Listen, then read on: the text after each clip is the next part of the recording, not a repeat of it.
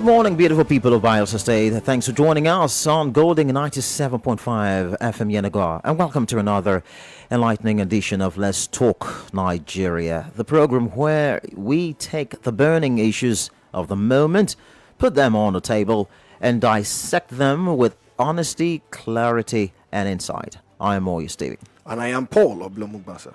As always, it is a privilege to keep you company this morning. Today we'll bring you a very unusual and thought-provoking discussion that sits at the intersection of politics, international law, and human rights. Our topic this morning is appraising the judgment of a Canadian federal court. Now, is the court right to deny Douglas Erareva asylum because he was previously a member of APC and PUDP?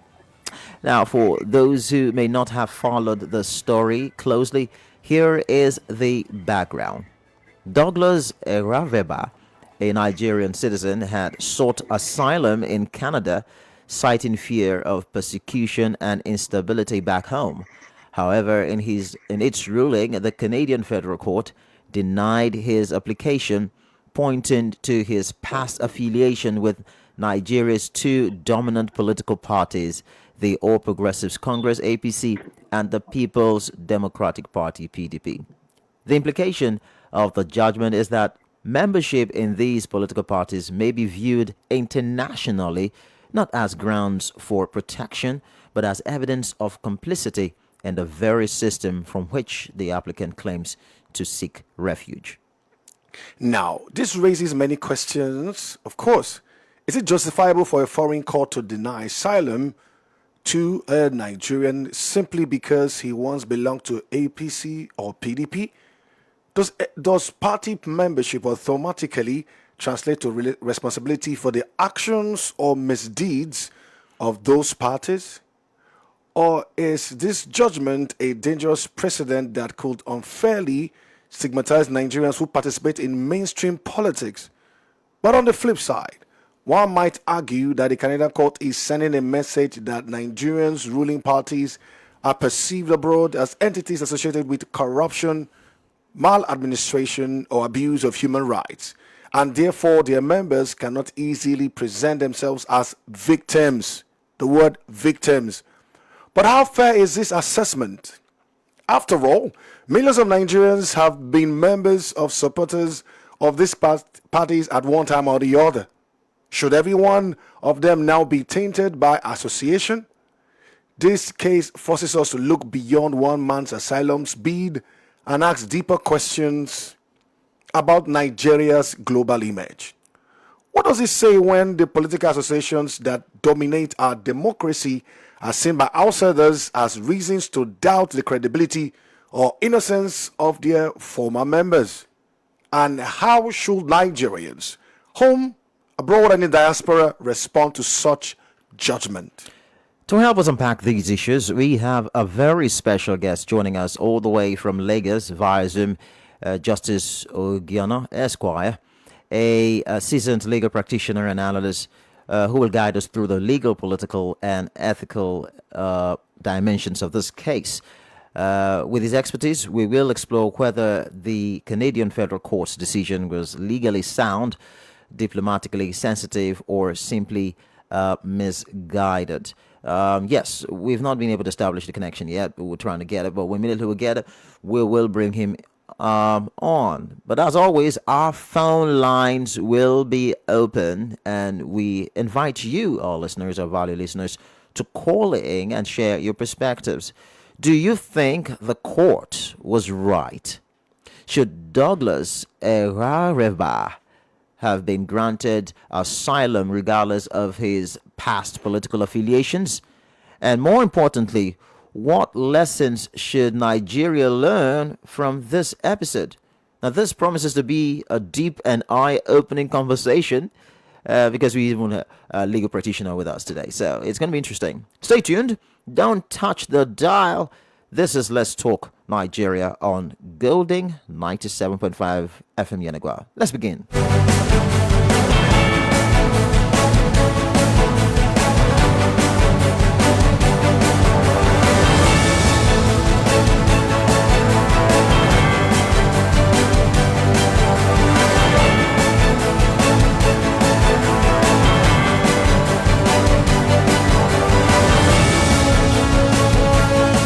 All right, so let's get started with the conversation. Let's find out if our guest, Justice Giano from Lagos, is with us. Good morning. Are you there with us? Good morning to you. I'm with you and Hello. I'm with all the listeners. It's my pleasure to join you. I'm Okay, with so you and I'm with all our yes, listeners, and we it's could my see yes, you're pleasure. there, but we could barely hear. We could barely hear you. So we're still working on the audio. When we get the audio correctly, we'll bring you on. So Barrister Justice Yano is joining us from Lagos. We would like him to respond to these questions. For instance, if he could briefly explain the Canadian Federal Court's ruling in Douglas Ramveba's asylum case. Hello, Justice again. Are you there? Have you?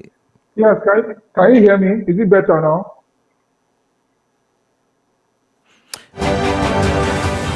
Okay, so before we get him, this is it. The court denied his asylum request on the grounds that his past membership in APC and PDP Can you associated give me one? him with political Yeah? Wait. organizations accused of corruption and human rights abuses. To me, You want to, essentially, the court ruled that he did so why am I not taking qualify one here when as someone in need of protection because of those affiliations. I don't know. Justice, can you can you hear us? Yes, I can hear you. Hello, can you hear us?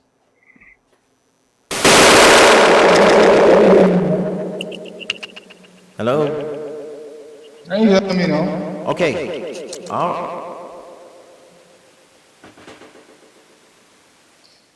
Hello? We can hear you. Hello? Okay, we can hear you. All right, go ahead. We can hear you. Hello? Yes, we can hear you.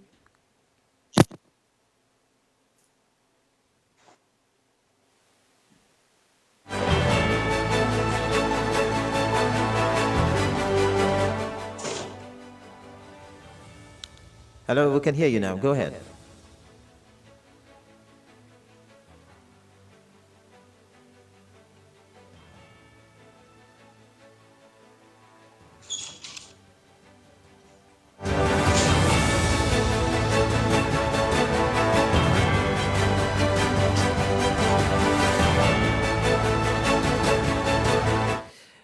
Okay, so okay. Hello, Justice.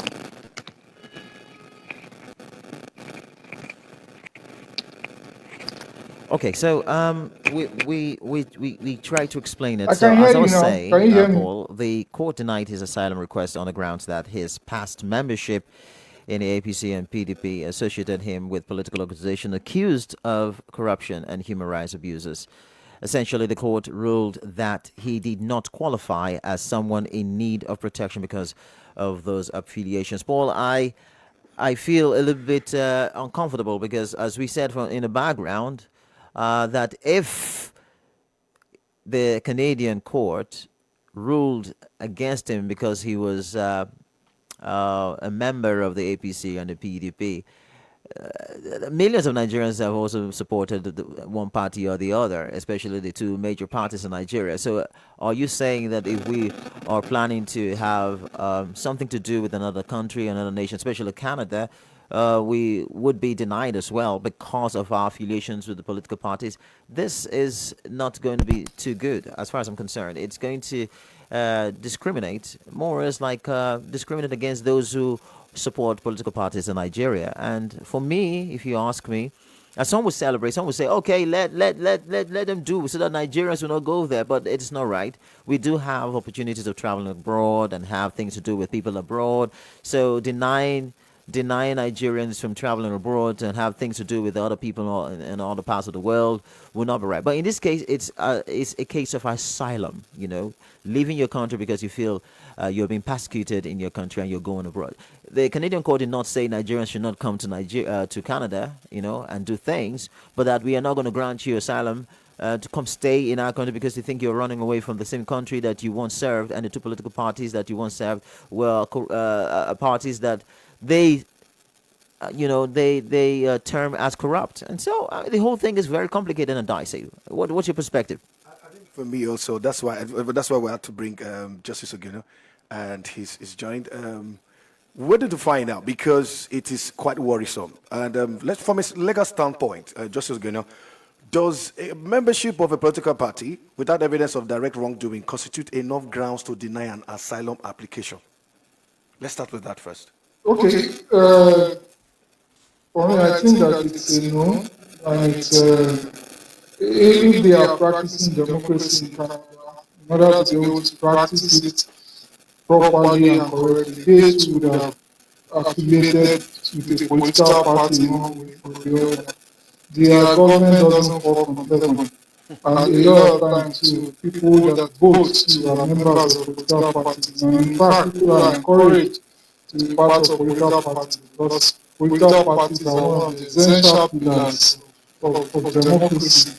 So I do not think that simply just merely being a member of a political party grounds or labels a person terrorist, or in order to be able to deny such a person maybe help in times of emergency, as genuine asylum seekers usually request from time to time. And if asylum as a means of helping people out, especially people who are dissidents, it is not put in place by other countries, there will be democracy will die. Democracy will die. Everybody that wants to fight maybe dictatorship, they will have to fight it within the borders, and dictators by their characters are known not to be able to tolerate dissent, and they will kill everybody within their system. So the idea of asylum is a very, very good one if it is not being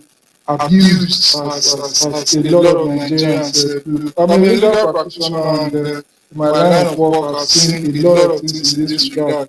People approach you to help them draft one lie, help them one lie in a letter, help them do one appeal, help them craft a document to deceive an embassy abroad and things like that. So the shenanigans are practically limitless. People are trying to do everything possible, even underhand tactics, in order to be able to leave this country. Sometimes their sexual orientation, they say they are persecuted because they are gay or lesbian and things like that. There's practically no limits to the kind of lies that in the asylum application, all they need to just live. So for those of us, I condemn them outrightly.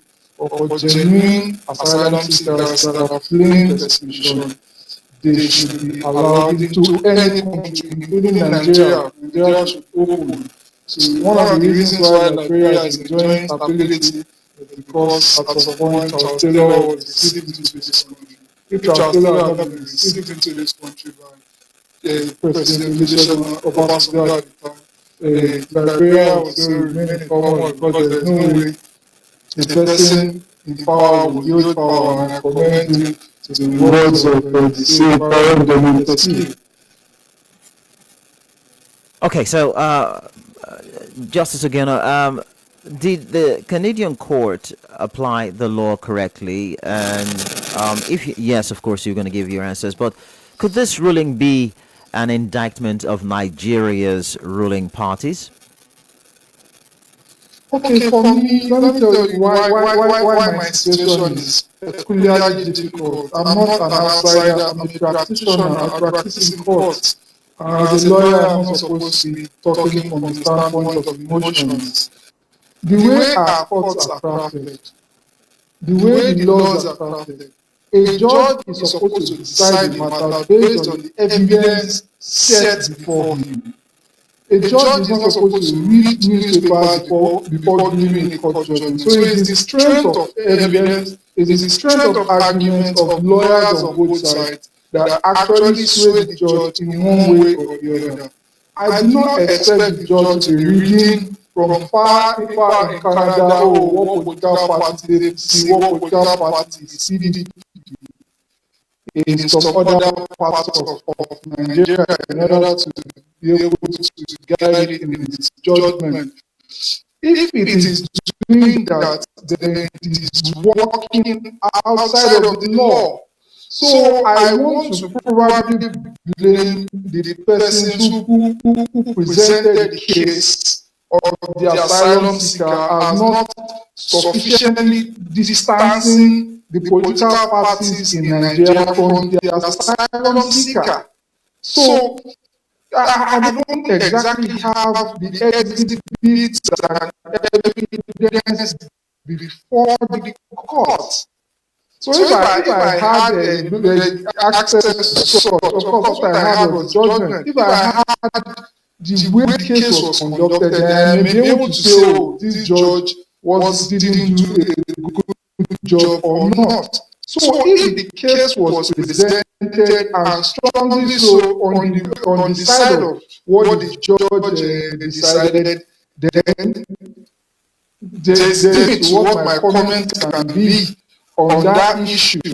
I'm a lawyer. I'm supposed to stay within the four walls of a courtroom. And you're asking these questions because of my profession. So these are some of the particular difficulties that I have. But if you now ask me that, okay, outside of my toga, I should take off my toga as a lawyer, and I should speak upon what the average man will see, it will probably still be the same thing. Except if I'm talking as a Nigerian. If I'm talking as a Nigerian, it will be painful. So my opinion exactly may not be that of a diplomat, that of the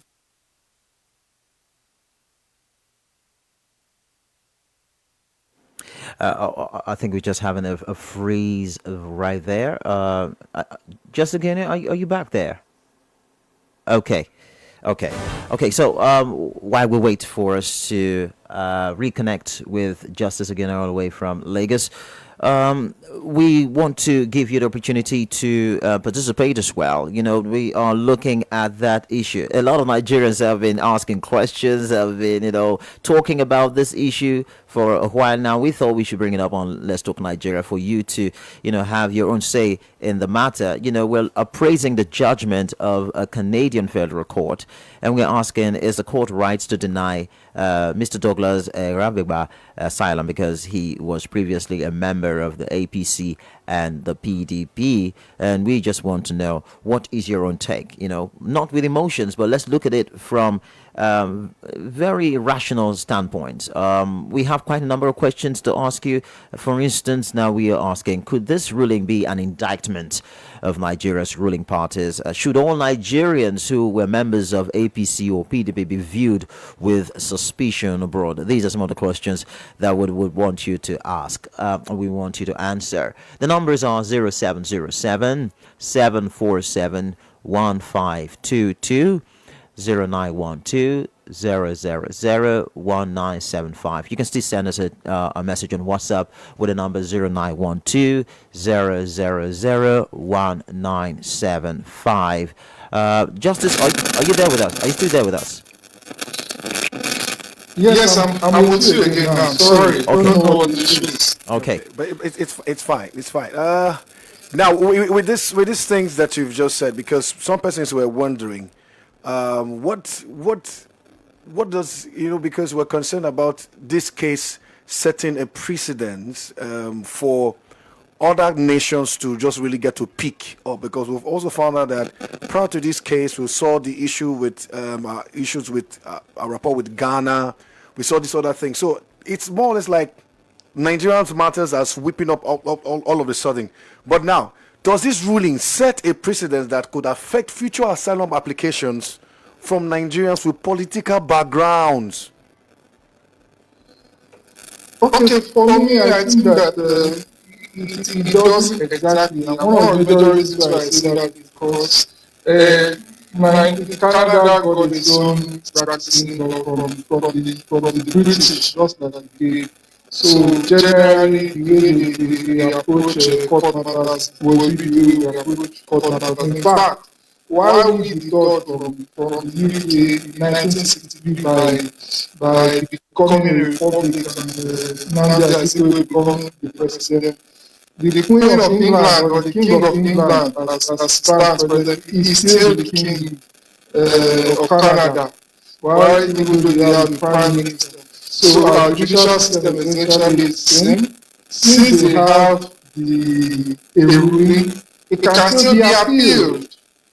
There is no reason why APC, for example, or PDP, or the Nigerian government, or the Nigerian Foreign Ministry cannot apply to be joined as a party, as an interested party in that case, in order to excise the issue of the APC and the PDP being terrorist organizations, getting the ruling of the appellate court to efface that part. I'm not saying they should try to get like Gareba back his asylum to be restituted. No, I'm not in support of anybody that goes to paint a whole nation in the bad light for their parochial selfish and personal interest. There is no way I will advocate for such a person. But that part that talks about the terrorist nature of APC or PDP, or the fact that any Nigerian that belongs to a political party should be tainted, I think that part should be faced from the judgment.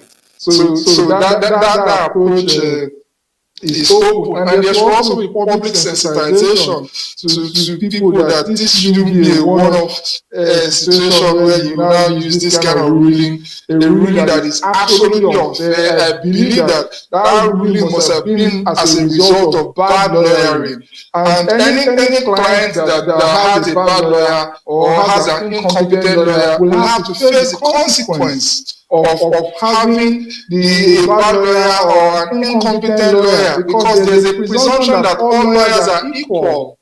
So the judge is supposed to take that the reason why this lawyer is judge is because he doesn't have a good case. So that is why, as much as possible, we have to spare the judge. If it is established that it is terrible lawyering, and we shouldn't rush to judgment to say that, oh, Canada did this bad to us, they are legally enlightened. But of course, I do not expect this to be the opinion or the take of a diplomat on this issue. So whether it's going to be president, I do not think it's going to be president to a large extent. Of course, when things get into seep into public opinion, they tend to take a different morphology. But I feel that this shouldn't be the case in this situation. And yes, the Nigerian Foreign Ministry has protested. They should take it up a notch by actually going to court and get another court or a higher court of the Canadian system to efface that part of judgment, because it erodes up badly and terribly on us, especially when people want to take advantage of conversations without having a holistic picture.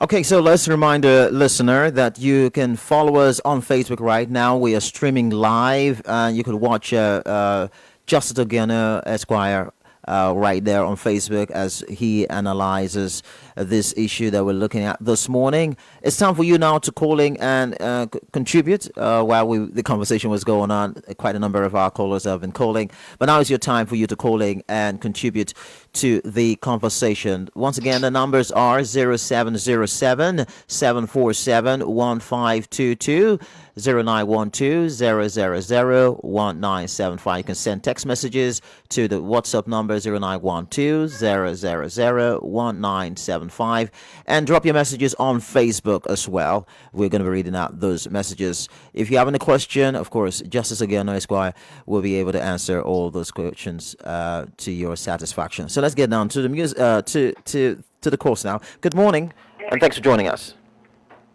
Yeah. Good morning, Sir Paul. Good morning to you. Good morning. Yes, this is Comrade Ayoko. Okay, Comrade. is good manners. Who knows what they are avoiding? Let me come to Nigeria in particular. We as Nigerians, are we okay? Are we satisfied the way and manner these political parties in this country is doing their selection process? So they know what they are avoiding. So we should not put the blame directly to them. Although they may have put it as a law, so that we will know that I'm into this. I'm not supposed to come to this country. I'm not supposed to do this. So it's so pathetic and quite saddening. This is the little I have to say. Thank you and God bless. Thank you very much for your contribution this morning. We appreciate you as well. Like you said, you can go on Facebook and drop your messages there. We will read them out for your listening pleasure. Let's take this one. Hello, good morning.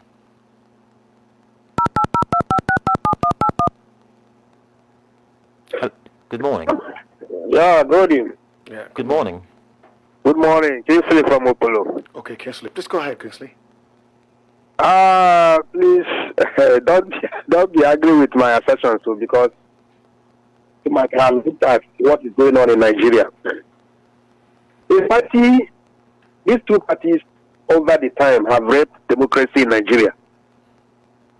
They have also raped the rule of law. They have disobeyed laws from even the highest courts, their leadership.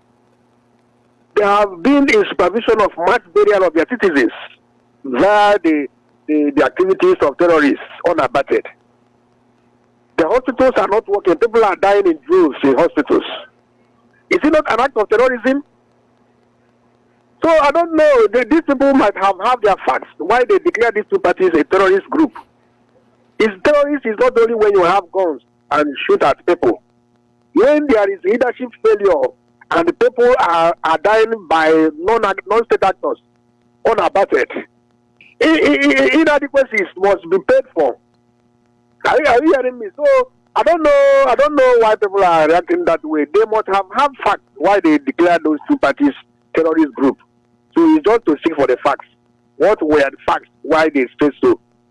So that's my assertion. Thank you. Thank you. Thank you. Hello, good morning. Good morning. Good morning to you. Yeah, good morning, Godi FM. My name is Ali Crossing, Officer Joshua. Okay, Ali Crossing. Go ahead, please. The conversation is still going on. I just left this morning concerning the Canada issue and the two party this.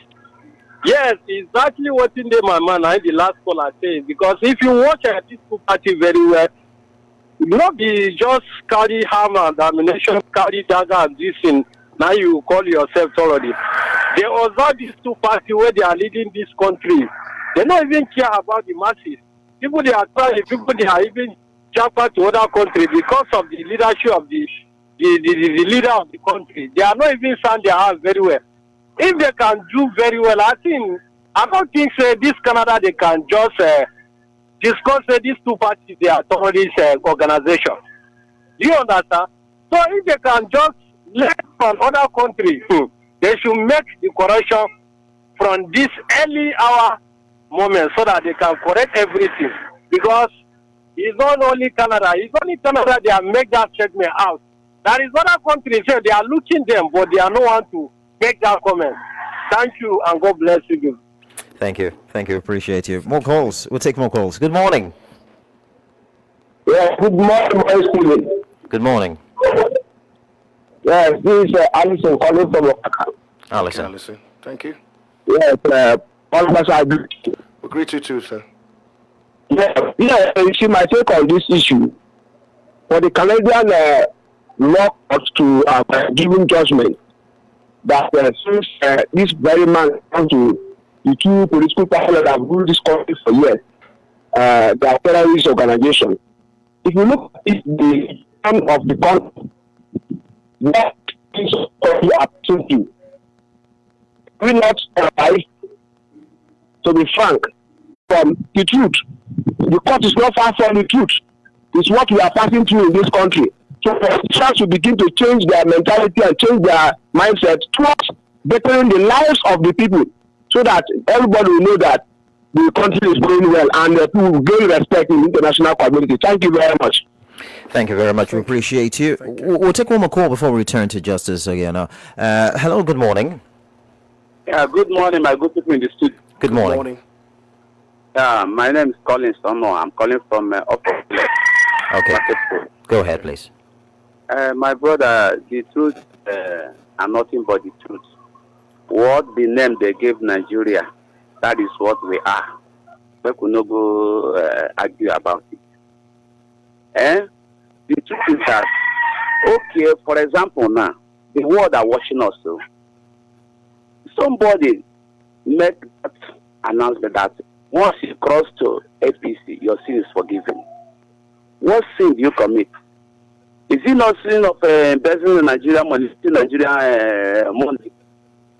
All the sins that you have committed as that is number one. My brother, I'm expecting Britain to do what? Be sincere to label Nigeria a terrorist country, especially this two organizations, APC and the PDP. They are the problem that we have in this country. They are the problem. So for these people to call us APC and the PDP a terrorist organization, they are 100% right. They are even more than terrorists. They are demons. I'm sorry to use this language.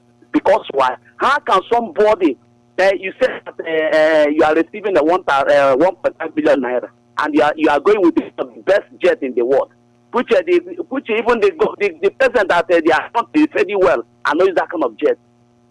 You are telling me that you are receiving a 1.5 million naira. Who are we deceiving ourselves? And you tell Nigeria that you are 100% rich. Your wife said that we don't come to the touch Nigeria money. We are Nigeria. And now what is happening? What is happening? What the name that they gave Nigeria, we are worse than that. APC and PD, the name that they gave to them, they are worse than that. Thank you very much. All right.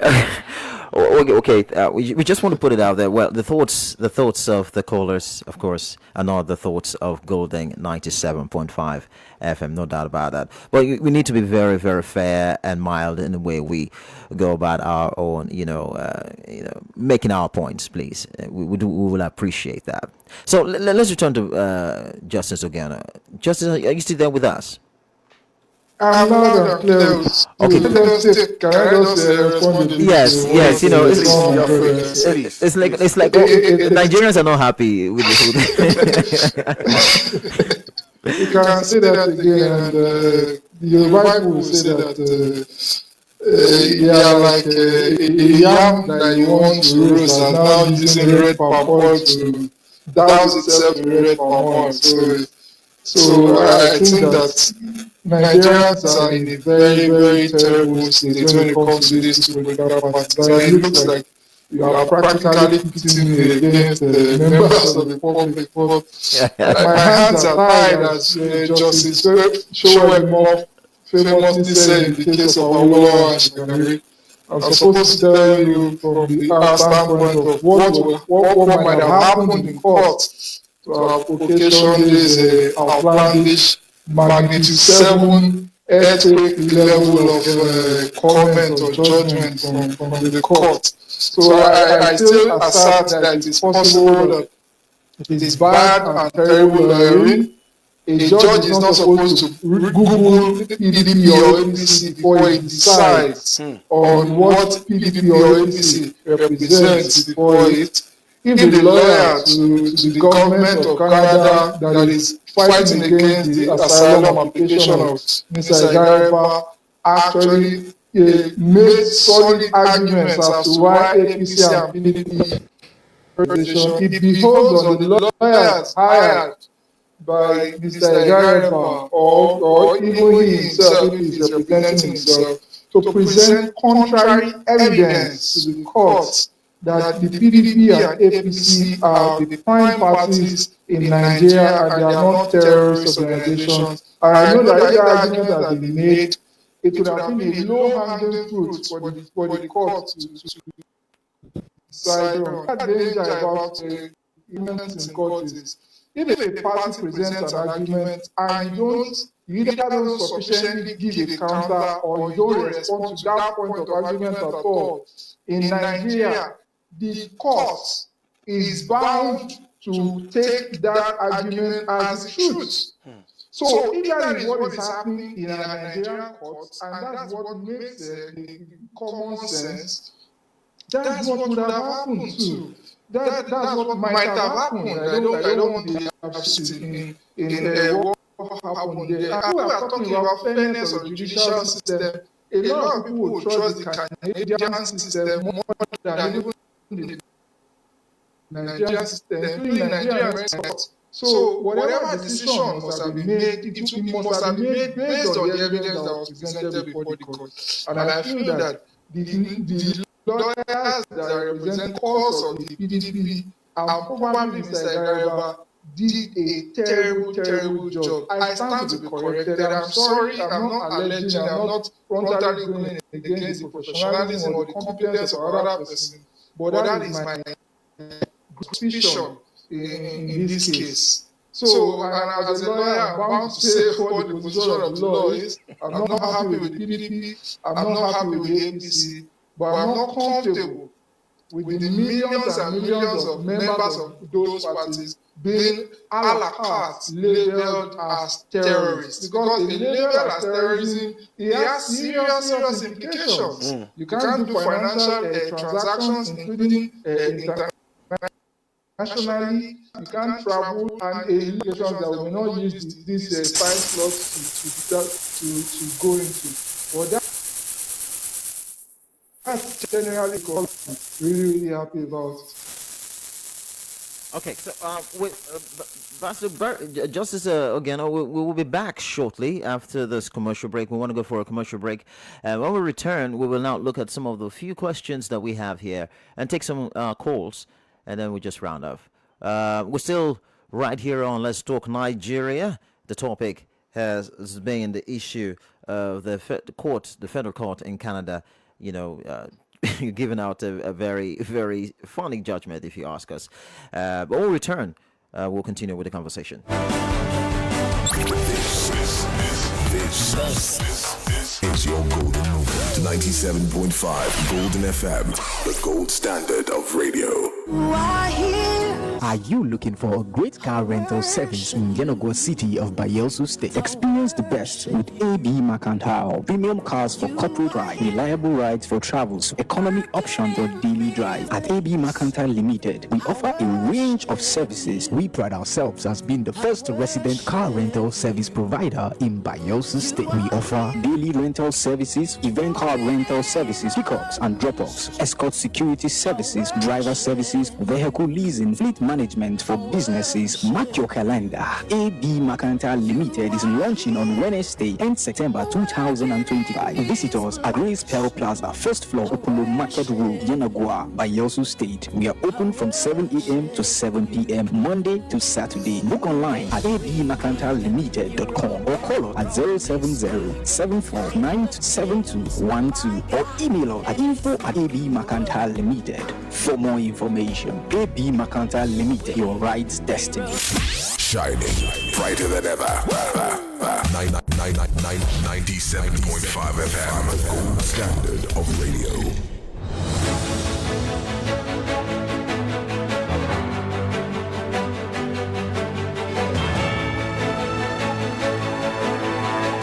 All right, so we're back to the final lap of the program. Let's Talk Nigeria. We're praising the judgment of a Canadian federal court. And the question is the court right to deny Douglas Garifba asylum because he was previously a member of the APC and the PDP? Justice Ogiana Esquire has been with us all the way from Lagos via Zoom.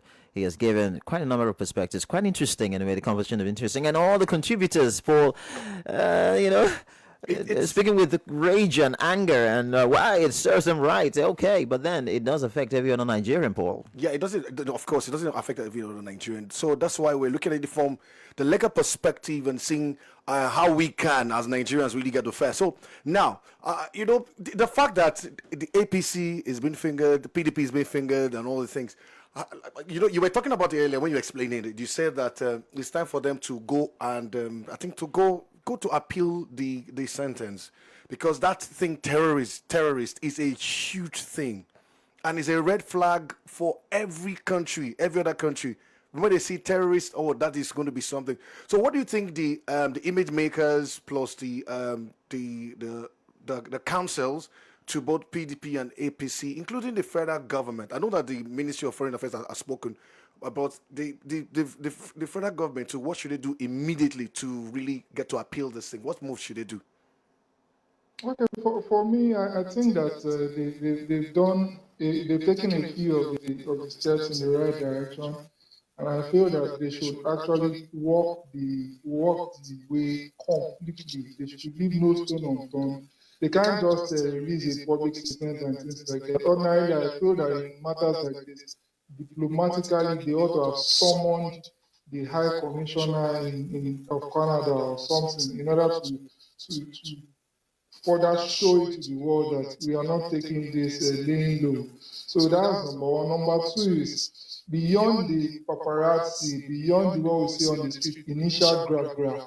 They should actually ensure that corrections are also made with the court system, because whatever the court says, in a manner of speaking, especially in this situation, is the law.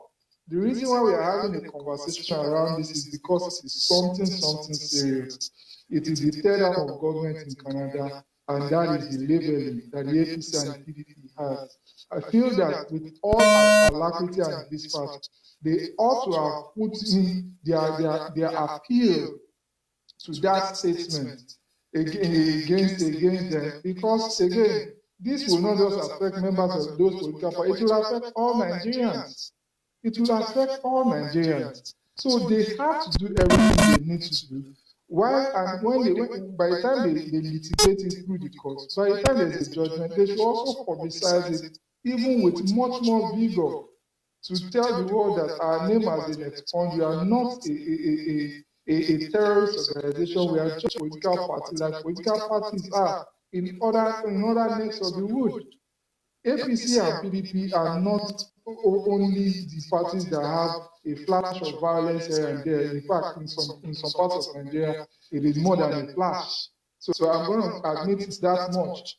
Again, it doesn't arise to a threshold of being labeled a terrorist organization. Their job and all they employ is to get power, and it's not to reign terror as the main ideology of terrorist organizations.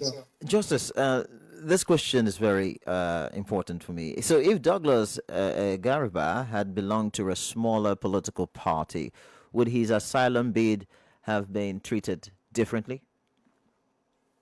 I do not think so. And I even dare say that the major reason why he must have been denied will not have been his affiliation to these political parties.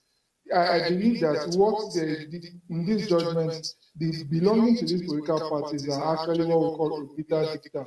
Obiter dicta is where the judge is talking, one here and there, he can make some comments in order to portray what his main points are. So if you were to have been a member of other smaller political parties, you will not have been able to still get in. See, there are a lot of shenanigans, just like I said in my opener. Nigerians are willing to put in any story. Sometimes they say they are being persecuted because they are gay, they are being they are being persecuted because of on religious grounds, and because they attack the political party, blah blah blah blah blah. So they must have. I think they was trying to open a fresh frontier by saying, "Oh, it belongs to this political party. That is the reason why." Because the gay thing, they are equivalent of ICE. They already caught it, and it's not. They are immune to it now. It's not working on them again. Maybe we wanted to open a fresh frontier, and they caught it in the tail, and they felt that. So these are some of the facts that were not presented to us, except the content of the judgment, because sometimes when you are reading a judgment, it doesn't contain the exact or the figure that the lawyers used to argue in court. Of course, it will just be one or two reviews of what the lawyers actually thought. That's what you see in the eventual judgment. So the facts and circumstances must have been unique enough for the court to feel that no, you have not swayed me. So maybe you just try to put that to sweeten the pie, to sweeten the pot, and because that's too fast. Just remove your hand, you won't get it. And as much as possible, yes, Nigeria is difficult. The APC and the PDP, they are not doing well by the Nigerian people. But as much as possible, the Nigerian people should now try to escape Nigeria by planting blatant lies against their fellow Nigerians back in the country, whether they belong in political parties or they do not belong to political parties. Go to seek asylum on merit. Go with the truth. If you get it, you get it. If it is strong enough, and they feel that you are being persecuted enough, they may allow you in. But if they are not allowing you in, you have to stay back with your other fellow more than 200 million of us.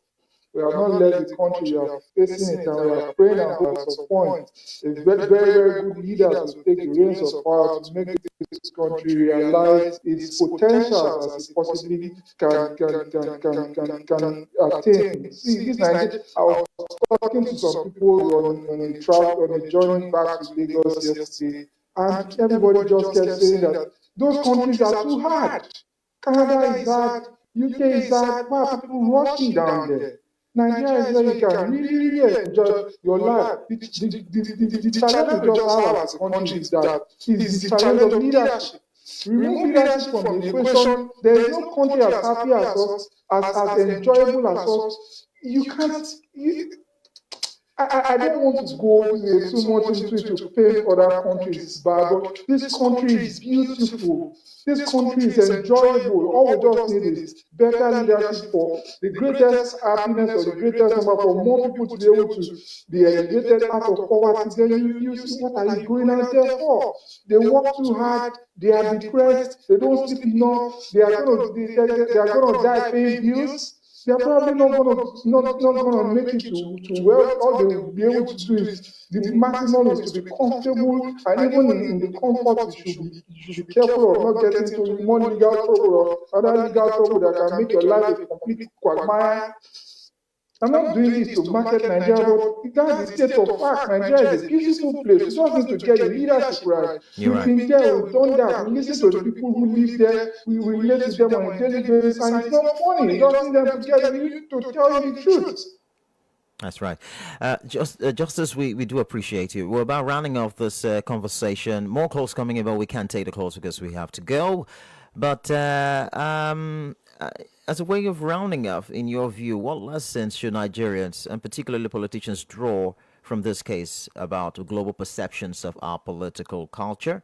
And what advice would you give to Nigerians seeking asylum abroad? Okay, for me, I do not really like to talk to Nigerian politicians. I don't like talking about them because their areas are completely.